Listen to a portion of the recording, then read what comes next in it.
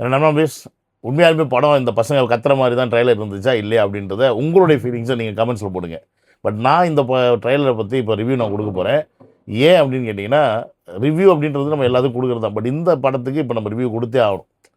ஏன்னா இந்த படத்தை வந்து ஸ்டார்டிங்கில் இருந்தே ஒரு விமர்சனம் வச்சுக்கிட்டே இருந்தாங்க. பகவந்த் கேசரியோடைய ரீமேக் தான் இந்த படத்தை எடுக்கிறாங்க. தளபதியோட கடைசி படம் ஒரு ரீமேக் படமாக தான் வரப்போகுது.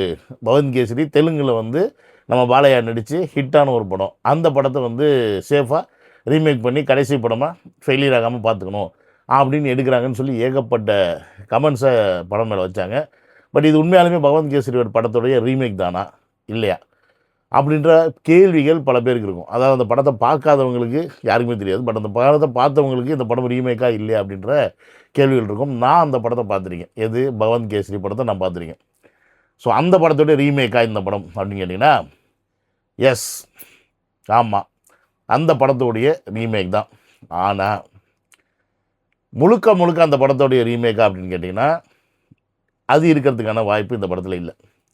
அந்த படத்துடைய முக்கியமான பிளாட், முக்கியமான கரு, பெண்களுக்கு பயத்தோடு இருக்கக்கூடாது, பெண்கள் தைரியமாக இருக்கணும், பெண்கள்லாம் ஆர்மி போன்ற இடத்துல சேர்ந்து வேலை பார்க்கணும் அப்படின்றது தான் அந்த படத்துடைய ஹீரோ, அதாவது பாலையாவுடைய மிகப்பெரிய ஒரு கனவாக இருக்கும். தன்னுடைய மகளை வந்து அப்படி தான் வளர்க்கணும், அப்படி வளர்த்து அப்படி போய் சேர்க்கணும்னு ஆசைப்படுவார். ஆக்சுவலி அந்த படத்தில் வர பிளாட்டெல்லாம் இருக்குது. அதில் தன்னுடைய மகளா, அது வேற ஒருத்தர் மகளா அப்படின்லாம் நிறைய கதை இருக்குது. பட் இன்றைக்கி தளபதியோட இந்த ட்ரைலர் பார்க்கும்போது எடுத்ததுலேருந்து சரி, தளபதியுடைய எல்லா அந்த ட்ரைலர் ஃபுல்லாகவே அந்த பகவந்த் கேசரியுடைய அடுத்தடுத்த சாயல்கள் வந்து படத்தில் வந்துச்சு. பட் நம்ம எதிர்பார்க்காத சில விஷயங்கள் என்ன அப்படின்னு பார்த்தீங்கன்னா, இந்த படத்தில் ட்ரைலரில் தளபதி ஒரு விஷயத்த சொல்லுவார். விஜி எதையோ ஒரு விஷயத்தை பார்த்து பயந்துருக்கா, அந்த பயத்தை உடச்சிட்டோம்னா போதும் அப்படின்ற ஒரு விஷயத்த சொல்லுவாங்க. இந்த பிளாட் இருக்குது பார்த்தீங்களா, இதுதான் பகவந்த் கேசரிக்கும் இதுக்கும் உள்ள ஒரு சின்ன டிஃப்ரென்ஸாக நான் பார்க்குறேன். ஏன்னா அந்த படத்தில் வந்து அந்த பொண்ணு ஏன் பயந்துருக்கும், ஏன் அதனால் அப்படி ஆகுது, அடித்தோடனே இல்லை சத்தத்தை கேட்டோடனே அதுக்கு வந்து ஒரு ஃபோபியா மாதிரி வந்துடும், அது ஏன் வந்துடுது அப்படின்றது அந்த படத்தில் வந்து ஸ்டார்டிங்லேயே தெரிஞ்சிடும். பட் இந்த படத்தில் தளபதி இந்த டைலாக்கை சொல்கிறார் அப்படின்னா, அப்போ அந்த பிளாட் என்ன அப்படின்றது தான் இந்த படத்துடைய ஒரு சுவாரஸ்யமான விஷயமாக நமக்கு இருக்க போது. அதுதான் வண்ணத்தை எப்படி கொடுக்க போகிறாருன்னு தெரியல. ஸோ மொத்தமாக இந்த படத்தை வந்து பவன் கேசரி தான் முழுக்க முழுக்க எடுத்திருக்காங்க கேட்டால் அதோடைய மெயின் கரு எடுத்திருக்காங்க.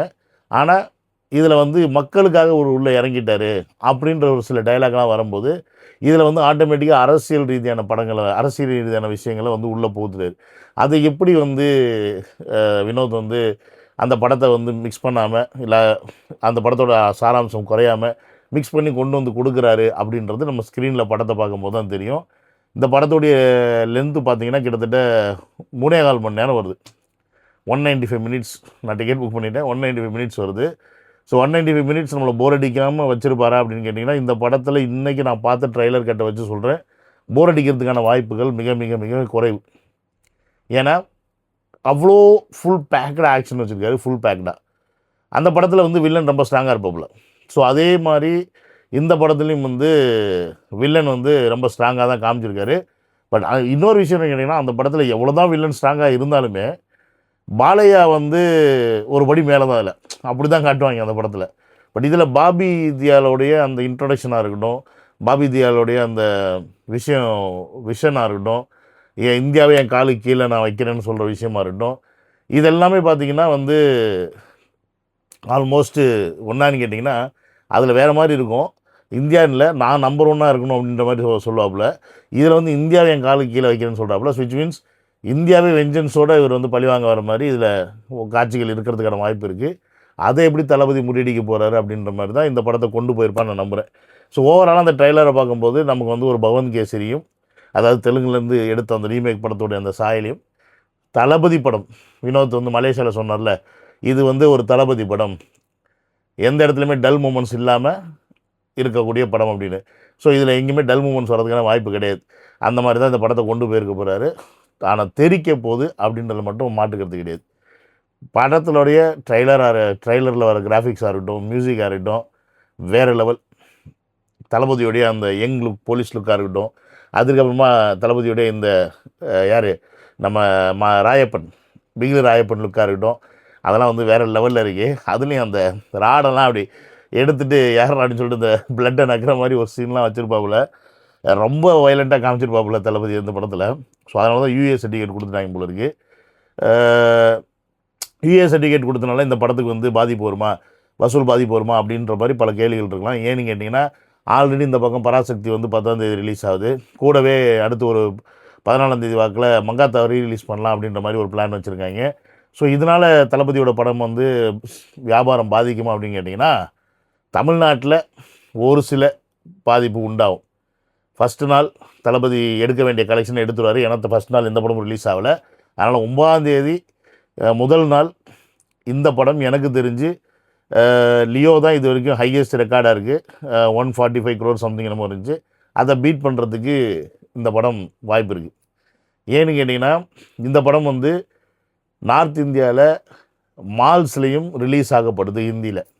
இதுக்கு முன்னாடி எந்த தளபதி படமுமே மல்டிப்ளெக்ஸ் தேட்டரில் நார்த் இந்தியாவில் ரிலீஸ் ஆகலை. ஏன்னு கேட்டிங்கன்னா, அந்த ஓடிடி ரிலீஸ் இஷ்யூஸ் இருந்துச்சு. அந்த ஓடிடி வந்து பார்த்திங்கன்னா, படம் வந்து ரிலீஸ் ஆன 2 மாதம் கழித்து தான் ஓடிடியில் ரிலீஸ் பண்ணுறது நார்த் இந்தியாவில் வழக்கம். பட் தமிழ்நாட்டில் அந்த வழக்கம் கிடையாது. அந்த பேசிஸில் அக்ரிமெண்ட் போடாதனால தளபதியோடைய எந்த ஹிந்தி டப்டு படத்தையும் மல்டிப்ளெக்ஸில் எடுக்கலை, சிங்கிள் தேட்டரில் தான் போட்டாங்க. பட் இந்த வாட்டி இந்த படத்தை மல்டிப்ளெக்ஸில் ரிலீஸ் பண்ணுறாங்க. ஸோ விச் மீன்ஸ் நார்த் இந்தியாவில் கம்ப்ளீட் ரிலீஸ் எல்லா தேட்டர்லையுமே ரிலீஸ் ஆக போகுது 9ஆம் தேதி. ஸோ அப்போ நார்த் இந்தியாவோட வியாபாரம் இந்த வாட்டி அள்ளிட்டு வரப்போகுது தளபதிக்கு. தமிழ்நாட்டுடைய முதல் நாள் வியாபாரம் அள்ளிட்டு வரப்போகுது. ஸோ எனக்கு தெரிஞ்சு இந்த படத்துடைய முதல் நாள் வசூல் ஈவன் 195 இல்லை 200 crores இல்லை 180 crores வந்தாலும் ஆச்சரியப்படுறதுக்கு இல்லை. முதல் நாள் 9ஆம் தேதி. 10ஆம் தேதி ஆப்வியஸ்லி அது குறையும். ஏன்னா அது பராசக்தி வந்து ரிலீஸ் ஆகுது. எப்படி என்ன தான் இருந்தாலும் சிவப்பு பூத ரெட் ஜெயிண்ட் வந்து பராசக்தி ரிலீஸ் பண்ணுறதுக்கு ஏகப்பட்ட தேட்டரை பிடிச்சி வச்சுருப்பாங்க. அந்த தேட்டரில் எப்படியும் பாதி தளபதி படம்னா பாதி இவங்க படத்தை ரிலீஸ் பண்ணுவாங்க. பட் மேட்ரு என்னன்னு கேட்டிங்கன்னா, அவன் படத்தை போய் நம்ம பார்க்குறோமா இல்லையா அப்படின்றது தான் மேட்ரு. புரியுதுங்களா? புக்கே ஆகலைனாலும் அவங்க புக் ஆயிடுச்சுன்னு காட்டுவாங்க. அந்த மாதிரி ஒரு கம்யூனிட்டிங்க. ஸோ இப்படி செகண்டு டேஸில் இருக்குது. பட் இந்த படம் 1000 கோடி அடிக்கிறதுக்கான வாய்ப்பு இருக்கான்னு கேட்டிங்கன்னா, ஜனநாயகனுக்கான அந்த சான்ஸ் அதிகமாக இருக்குது. ஏன்னா இந்த படம் ஃபேமிலி ஓரியன்ட் படம்.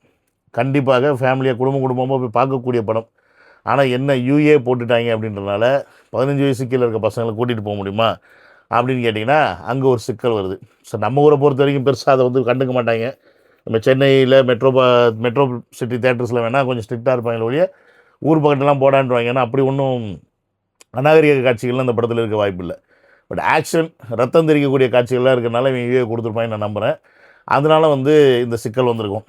பட் இதெல்லாம் எல்லாமே இருந்தாலும், இந்த ஃபேக்டர்லாம் இருந்தாலும் தளபதியோட இந்த படம் வெற்றி படமாக தான் இருக்கும். அதில் மாட்டுக்கிறது கிடையாது. ஆனால் என்ன மாதிரியான வெற்றி படமாக இருக்க போகுது, இனி தமிழ் சினிமாவில் எவனோ அந்த இடத்த தொட முடியுமா அப்படின்ற ஒரு வெற்றியாக இருக்கணும். ஏன்னா இப்போ வரைக்கும் ரஜினிகாந்த் படமும் சரி, விஜய் படமும் சரி, ஆல்மோஸ்ட் இந்த ரேஞ்சின்னு வந்துட்டு போயிடுச்சு. இனி தமிழ் படங்களில் ஒரு ஹீரோவாக 1000 கோடி டார்கெட் அப்படின்றது தான் மெயின். அந்த 1000 கோடி இந்த படம் மட்டும் தொற்றுச்சுன்னு வச்சுருங்க, லாஸ்ட் ரெக்கார்டு, தளபதியோட லாஸ்ட்டு ஃபில்மு, தளபதியோட லாஸ்ட்டு டான்ஸு, தளபதியோட லாஸ்ட் ஆடியோ லான்ச்சு, தளபதியோட லாஸ்ட்டு ஃபில்ம் ரெக்கார்ட். அதுக்கப்புறம் எவனுமே இங்கே தொட முடியாது அப்படின்றது மட்டும் நிதர்சனமான உண்மை அப்படின்றத சொல்லி, இந்த படம் எனக்கு தெரிஞ்சு மிகப்பெரிய ஒரு மாஸ் ஹிட் ஆகும். ஏன்னா இது ஃபேமிலிக்கும் பிடிக்கும், ப்ளஸ் பாலிட்டிக்ஸையும் உள்ளே வந்து சேர்க்குறாப்புல. ஏன்னா படத்துலேயே பொலிட்டிஷியன்ஸ் போட்டு வெளுன்னு வெளுக்கிறாரு சாட்டையில். கரூர் சம்பவத்தெலாம் மனசில் வச்சுலாம் நிறையா எடுத்திருக்காங்க. அந்த மாதிரிலாம் நிறைய விஷயங்கள்லாம் உள்ளுக்குள்ள இருக்குது இந்த ட்ரெய்லரில் இருக்குது. ஸோ ஓவராலாக எனக்கு ரொம்ப பிடிச்சிருக்கு. உங்களுக்கு எப்படின்றத நீங்கள் கமெண்ட்ஸில் போடுங்க. 9th FDFSல பார்க்குறோம், தெரிவிக்க விட்றோம். ஓகே, பாய்.